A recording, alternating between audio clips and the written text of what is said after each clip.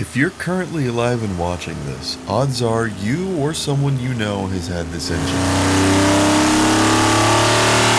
Introducing the AMC 242, otherwise known as Jeep's 4-liter inline 6. Blessing most of Jeep's fleet from 87 to 06, these engines had a cult-like following, being described as, quote, as reliable as a block of wood from Popular Mechanics, and received high praise from Motor Trend for its consistent ability to hit over 300,000 miles without a rebuild. He says he's not dead. Yes, he is. I'm not. Horsepower was typically meh, more so pronounced by their smooth delivery of torque. But I did find an article of an absolute mad lad following this man that got his own 4-liter to touch 860 horsepower.